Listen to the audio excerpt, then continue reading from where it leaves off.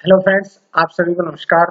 मैं हितेश कुमार एक बार फिर से आप सभी का ज्ञानकोश यूट्यूब चैनल में स्वागत करता हूं। आज है 30 सितंबर और आज की वीडियो में हम 30 सितंबर से जितने भी करंट अफेयर्स बनेंगे वो सारे के सारे करंट अफेयर्स पढ़ेंगे।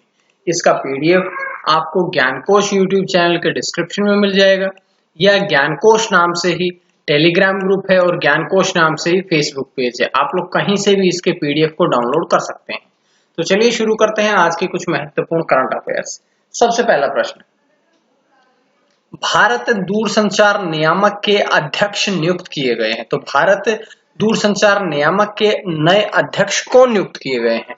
तो अभी पीडी वाघेला को भारतीय दूरसंचार नियामक का अध्यक्ष नियुक्त किया गया है। अगर हम उनकी बात करें तो उन्होंने आर एस शर्मा का स्थान लिया है। और अगर देखिए, भारतीय दूरसंचार नियामक इसके वो अध्यक्ष बने हैं। तो इसके बारे में अगर कोई प्रश्न एग्जाम में आएगा तो इससे संबंधित एक प्रश्न पूछा जा सकता है कि इसकी स्थापना कब हुई थी। तो इसकी स्थापना हुई थी 20 फरवरी 1997 को। मुख्यालय कहाँ पे है? तो इसका मुख्यालय है नई दिल्ली में। और अभी अभी इसके अध्यक्ष बताए जा चुके हैं पीडी वाघेला। तो ये थी यहां से पहले प्रश्न से जानकारी। अब हम बढ़ते हैं अगले प्रश्न की तरफ। ज्ञान सम्राज्ञी लता मंगेशकर पुरस्कार 2020-21 से सम्मानित किया गया है। तो ज्ञान सम्राज्ञी लता मंगेशकर पुरस्कार 2020-21 से किसे सम्मानित किया गया है? तो अभी गायिका, पार्श्व गायिका उषा मंगेशकर को अब लता मंगेशकर पुरस्कार 2020-21 से सम्मानित किया गया है। अगर हम बात करें इस पुरस्कार की, तो ये पुरस्कार जब दिया जाता है तो इस पुरस्कार के साथ में भेंट स्वरूप 5 लाख रुपए, एक प्रमाण पत्र और एक स्मृति चिन्ह भी प्रदान किया जाता है। अब यहाँ इंपॉर्टेंट बात यह है कि लता मंगेशकर जो हैं वो भारत की पूर्व गायिका रह चुकी हैं। अब अगर बात करें लता मंगेशकर पुरस्कार की, तो केवल महाराष्ट्र सरकार ही प्रदान नहीं करती है, इसके अलावा आंध्र प्रदेश सरकार भी देती है, मध्य प्रदेश सरकार भी देती है पुरस्कार। मध्य प्रदेश सरकार ने 1984 में शुरू किया था, लेकिन महाराष्ट्र सरकार ने 1992 में ये पुरस्कार देना शुरू किया था। तो अब कंफ्यूजिंग का क्वेश्चन ये बनता है कि उषा मंगेशकर को कौन सी सरकार के द्वारा ये पुरस्कार दिया गया है? तो उषा मंगेशकर को महाराष्ट्र सरकार के द्वारा ये पुरस्कार दिया गया है। और महाराष्ट्र सरकार ने पहला पुरस्कार 1992 जो दिया था वो माणिक वर्मा को दिया गया था। तो ये जानकारी थी इस लता मंगेशकर पुरस्कार 2020-21 से। क्योंकि एक से अधिक राज्य सरकारें ये पुरस्कार देती है, तो आप लोगों ने ये बात जरूर थोड़ा सा ध्यानपूर्वक पढ़नी है कि भाई इसके अलावा दूसरी राज्य सरकारों ने कब शुरू किया था। मध्य प्रदेश 1984 में शुरू किया था, तो ये जानकारियां यहाँ से हमने पढ़ी है। लेकिन उषा मंगेशकर को दिया गया है महाराष्ट्र सरकार के द्वारा। अब हम बढ़ते हैं अगले प्रश्न की तरफ। आईसीएमआर का वैक्सीन वेब पोर्टल और राष्ट्रीय नैदानिक रजिस्ट्री लॉन्च किया गया है। तो ये किसके द्वारा लॉन्च किया गया है? ये लॉन्च किया गया है स्वास्थ्य और परिवार कल्याण मंत्री डॉक्टर हर्षवर्धन सिंह द्वारा। डॉक्टर हर्षवर्धन सिंह का मंत्रालय अगर बात करें तो उनका मंत्रालय है स्वास्थ्य और परिवार कल्याण।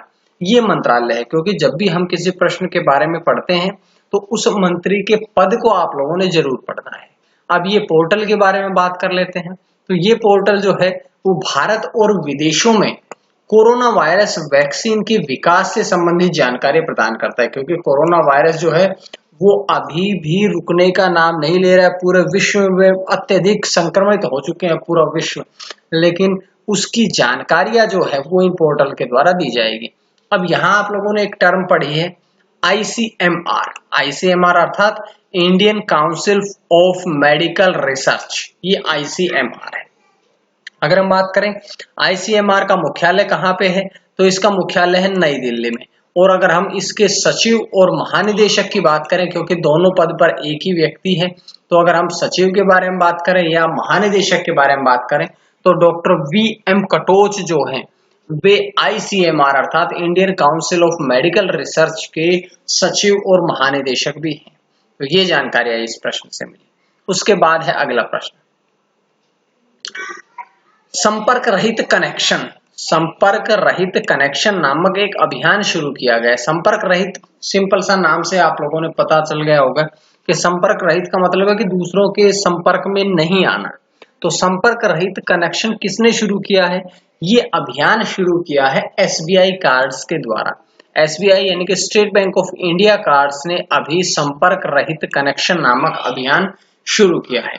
अब इस अभियान का मुख्य उद्देश्य क्या है?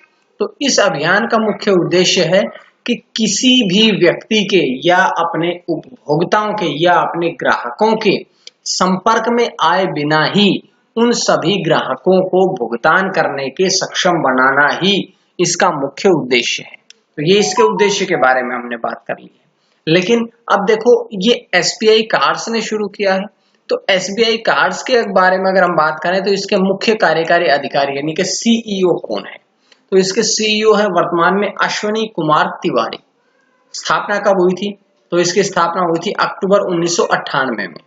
मुख्यालय कहाँ पे है? मुख्यालय है गुरुग्राम, हरियाणा में। अब ये बात भी पढ़नी पड़ेगी कि गुरुग्राम का नाम परिवर्तन किया है बीजेपी सरकार ने। इससे पहले इसका नाम था गुड़गांवा, लेकिन गुड़गांवा से नाम परिवर्तित करके अब इसका नाम हो गया गुरुग्राम, क्योंकि गुड़गांवा जब नाम पड़ा था उससे पहले भी इसका नाम गुरुग्राम ही था। इसलिए एज इट इज इसका नाम गुरुग्राम से गुड़गांवा हुआ और फिर गुड़गांवा से दोबारा से गुरुग्राम कर दिया गया है। तो ये जानकारी आप लोगों को इस प्रश्न से मिली। उसके बाद अगला प्रश्न, मोशिक नामक माइक्रो प्रोसेसर विकसित किया गया है। तो ये मोशिक नामक जो माइक्रो प्रोसेसर है ये किसके द्वारा विकसित किया गया है? ये विकसित किया गया है भारतीय प्रौद्योगिकी संस्थान आईआईटी मद्रास के द्वारा इसे शुरू किया गया है। और इसका विकास क्यों हुआ है? क्योंकि इंटरनेट ऑफ थिंग्स के लिए इसका विकास किया गया है, इसका निर्माण किया गया है। अब ये देखो, आईआईटी मद्रास यानी कि भारतीय प्रौद्योगिकी संस्थान मद्रास, इसके द्वारा शुरू किया गया है। तो यहां से दो प्रश्न बन सकते हैं कि आईआईटी मद्रास की स्थापना कब हुई थी? तो आईआईटी मद्रास की जो स्थापना हुई थी वो हुई थी 1959 यानी कि 1959 में इसकी स्थापना हुई थी। और अगर हम बात करें इसके चेयरमैन की, इसके अध्यक्ष की, तो इसके चेयरमैन है पवन कुमार गोयंका। पवन कुमार गोयंका जो है वे वर्तमान में इसके चेयरमैन है। तो ये जानकारियां इस प्रश्न के साथ साथ में आईआईटी मद्रास के बारे में। देखो, जब भी कोई प्रश्न पढ़े, क्योंकि एग्जाम्स में थोड़े कंफर्म नहीं हो पाते कहां से प्रश्न बने, लेकिन घुमा फिरा के उसी करंट अफेयर के साथ साथ की कुछ जीएस से प्रश्न बन जाते हैं, उसी के साथ साथ कुछ घुमा फिरा करके प्रश्नों को बनाया जाता है। तो मैं आप लोगों को करंट अफेयर के साथ साथ थोड़ी सी जीएस भी आप लोगों को बताता हूं। इसके साथ ही आप लोग बढ़िएगा अगले प्रश्न की तरफ। माली गणराज्य के नए प्रधानमंत्री बने हैं। तो माली गणराज्य के नए प्रधानमंत्री कौन बने हैं? अभी बने हैं मोख्तार ओवने। मोख्तार ओवने जो है वे माली गणराज्य के नए प्रधानमंत्री बने हैं। अगर हम बात करें मोख्तार ओवने की, तो उन्होंने 1995 से 2002 तक यानी कि लगभग 8-9 वर्षों तक उन्होंने संयुक्त राष्ट्र में माली के राजदूत के रूप में कार्य किया है। एम्बेसडर ऑफ माली के रूप में उन्होंने कार्य किया है। उसके बाद में 2 वर्ष पश्चात यानी कि 2004 में वे विदेश मंत्री बने थे, जो कि 2009 तक रहे थे।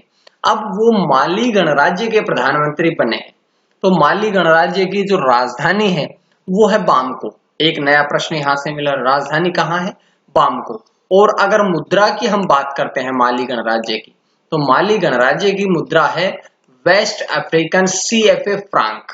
तो ये सारी की सारी जानकारियां इस प्रश्न से हमें मिली है। उसके बाद है अगला प्रश्न, रेडियो पाठशाला आयोजित करने की घोषणा की गई है। तो रेडियो पाठशाला आयोजित करने की घोषणा किसके द्वारा की गई है? ये घोषणा की गई है ओडिशा सरकार के द्वारा। ओडिशा सरकार ने ये कहा है कि जो कक्षा 1 से कक्षा 8 के जो छात्र हैं वो अब रेडियो के माध्यम से पढ़ाए जाएंगे, अर्थात तो जो रेडियो के माध्यम से अब उनकी क्लासेस लगेंगी, क्योंकि अब आप लोगों के लिए 5वां अनलॉक प्रोसेस भी शुरू हो गया, जिसमें आप सभी स्कूलों को मंजूरी दे दी गई है, सभी इंस्टीट्यूट्स को मंजूरी दे दी गई है। लेकिन अभी तक कंफर्मेशन नहीं हो पाया, क्योंकि जो इंडस्ट्रीज इतने दिनों से बंद थी, जो शिक्षण संस्थान स्कूल्स इतने दिनों से बंद थे, अब दोबारा से उन्हें रनिंग में आने में थोड़ा समय लगेगा। इस बात को ध्यान में रखते हुए कक्षा 1 से कक्षा 8 तक के छात्रों के लिए ये रेडियो पाठशाला आयोजित करने की घोषणा की है। अब ये जो वीडियोज रहेंगी या ये जो ऑडियोज रहेंगी, ये ओडिशा सरकार अपने पोर्टल के साथ साथ में जो सेंट्रल गवर्नमेंट या केंद्र सरकार का जो पोर्टल है दीक्षा, इस दीक्षा ऑनलाइन प्लेटफॉर्म पर भी अपलोड करेगी, जिससे कि आपके जो केंद्र सरकार के छात्र हैं वो भी पढ़ सके या जो दूसरे छात्र हैं वो भी इसको पढ़ सके। तो इसलिए ये ओडिशा सरकार ने शुरू की है। उसके बाद है अगला प्रश्न, पश्चिम बंगाल के नए मुख्य सचिव बने हैं। तो पश्चिम बंगाल के नए मुख्य सचिव कौन बने हैं?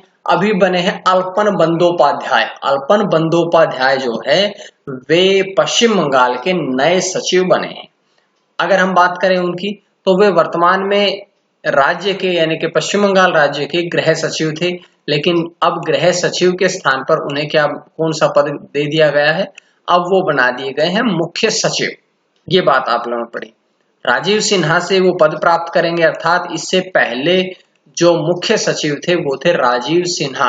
अब राजीव सिन्हा के स्थान पर पश्चिम बंगाल के नए मुख्य सचिव बने हैं अल्पन बंदोपाध्याय।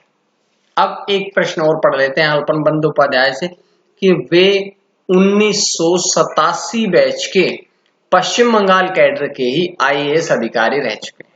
तो ये सारी जानकारियां इस प्रश्न से हमने पढ़ ली है। उसके बाद है अगला प्रश्न, जम्मू और कश्मीर आधिकारिक भाषा अधिनियम 2020 पारित किया गया है। तो ये जो जम्मू कश्मीर आधिकारिक भाषा अधिनियम 2020 पारित किया गया है, इसको मंजूरी किसने दी है? तो आप सभी को पता है कि मंजूरी देने के लिए देश के राष्ट्रपति की स्वीकृति आवश्यक है।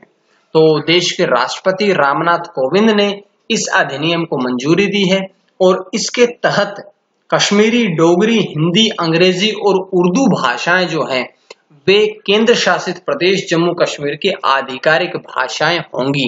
देखिए एक प्रश्न और यहां से पढ़ा कि अब जम्मू कश्मीर राज्य नहीं है, अब जम्मू कश्मीर 2019 अक्टूबर 2019 के बाद में जम्मू कश्मीर को केंद्र शासित प्रदेश बना दिया गया है। जम्मू कश्मीर में लद्दाख और जम्मू कश्मीर 2 केंद्र शासित प्रदेश बना दिए गए, धारा 377 हटा दी गई और उसके पश्चात ही अब इसकी कुछ आधिकारिक भाषा यानी कि ऑफिशियल लैंग्वेज भी बना दी गई है। इस अधिनियम के द्वारा क्या होगा कि ये कुछ भाषाएं हैं जैसे कश्मीरी है, डोगरी है, हिंदी है, अंग्रेजी है, उर्दू है, ये 5 भाषाएं जो है वो जम्मू कश्मीर की ऑफिशियल लैंग्वेज रहेंगी।